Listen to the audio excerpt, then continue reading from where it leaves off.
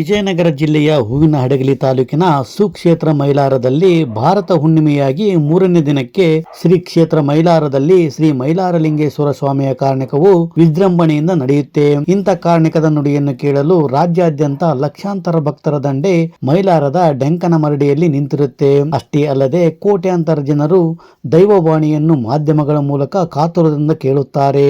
ಯಾಕೆಂದರೆ ಗೊರವಯ್ಯ ನುಡಿಯುವ ಭವಿಷ್ಯವಾಣಿಯು ಒಂದು ವರ್ಷದ ಅವಧಿಯಲ್ಲಿ ರಾಜ್ಯ ಹಾಗೂ ದೇಶದಲ್ಲಿ ಮಳೆ ಬೆಳೆ ಹೇಗಾಗುತ್ತೆ ಮತ್ತು ರಾಜಕೀಯ ಭವಿಷ್ಯ ಹೇಗಿರಲಿದೆ ಅಂತ ಕಾರ್ಣಿಕ ನುಡಿಯಿಂದ ವಿಶ್ಲೇಷಿಸಲಾಗುತ್ತೆ.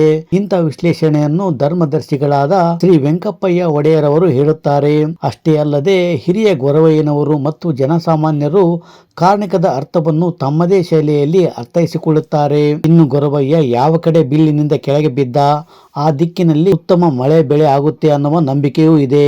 ಇಂಥ ಗೊರವಯ್ಯ ಕಳೆದ ಬಾರಿ ತುಂಬಿದ ಕೊಡ ತುಳುಕಿ ತಲೆ ಪರಾಕ್ ಎನ್ನುವ ದೈವವಾಣಿಯನ್ನು ನುಡಿದಿದ್ದರು.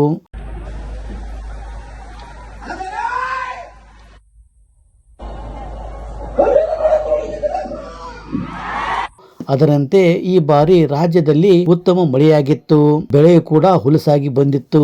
ಆದರೆ ಉತ್ತಮ ದರ ಸಿಗದೆ ರೈತರು ಕಂಗಾಲಾಗಿದ್ದರು. ಈ ವರ್ಷ ಗೊರವಯ್ಯನ ಭವಿಷ್ಯವಾಣಿ ಹೇಗಿರಲಿದೆ ಅಂತ ನಾವು ನೀವೆಲ್ಲರೂ ಫೆಬ್ರವರಿ 4 ಬುಧವಾರ ಸಾಯಂಕಾಲದವರೆಗೆ ಕಾಯಲೇಬೇಕಾಗಿದೆ. ಫ್ರೆಂಡ್ಸ್, ನೀವು ಕೇಳಿದಂತ ಮೈಲಾರಲಿಂಗೇಶ್ವರನ ಕಾರ್ಣಿಕದ ಬಗ್ಗೆ ನಿಮ್ಮ ಅನಿಸಿಕೆ ಅಭಿಪ್ರಾಯಗಳನ್ನು ತಿಳಿಸಿ. ಈ ವಿಡಿಯೋ ಇಷ್ಟ ಆದರೆ ಲೈಕ್ ಮಾಡಿ, ಶೇರ್ ಮಾಡಿ ಹಾಗೂ ತಪ್ಪದೆ ನಮ್ಮ ಚಾನಲ್ ಸಬ್ಸ್ಕ್ರೈಬ್ ಮಾಡಿ.